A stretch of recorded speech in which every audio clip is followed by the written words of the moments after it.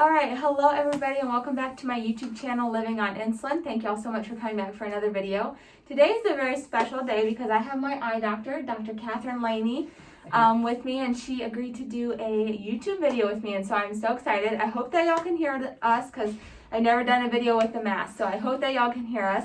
But we'll try to talk loud so you can. So I'm just going to ask her some questions about why it's so important to get your eyes checked a lot with diabetes and what the dangers are and stuff like that. So I hope this is informative for you with diabetes and even for you without diabetes, that you can understand some of the things that we have to go through that maybe you wouldn't have thought about before. So we'll go ahead and get started.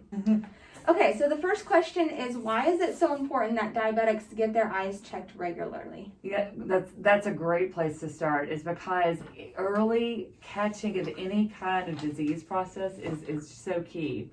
So thankfully, there is a treatment for anything with diabetic retinopathy, and that's the first thing I think everyone should know, because I think a lot of times people are scared to go to the doctor as what they may find.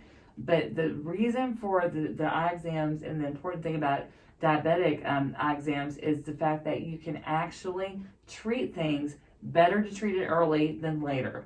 So that's the key. And making sure that when they do have the eye exam, people are getting informed, getting information about exactly where they are in the process. If there's any changes, if everything's normal, which many times it is, that's great. But as soon as we need treatment or we need intervention, just making sure that it's done so soon. So that's the importance of doing it, and doing it regularly to catch anything that starts up. That's great. What is the most dangerous thing that can occur from diabetes in the eyes? Yeah, so that would be blindness, but that's much more rare, thankfully, with the good treatment options that we have. So the way that the blindness would come about would be if people, say, didn't really come into the doctor or didn't take care of themselves and they let it go. It becomes much harder to treat it if it is on a situation where it's more advanced. So again, earlier you catch it, the better off you're going to be.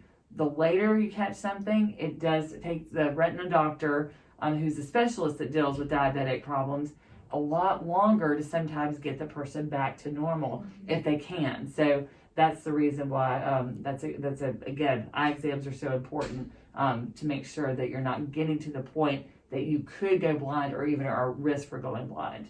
Right.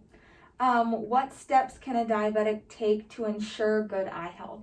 That would be the normal things: eating right, the exercise, so important, and then also just the blood sugar.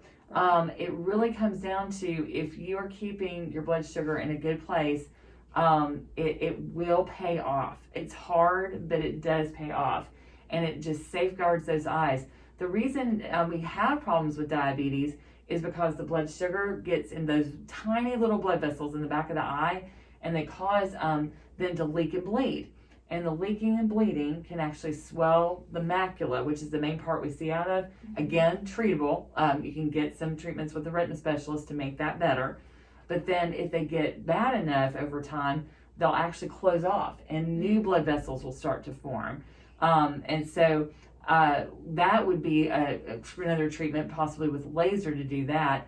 But the point is that if you are doing the things that your regular doctor, your endocrinologist, or your primary care are telling you to do, you shouldn't end up in this situation. So that's the important thing.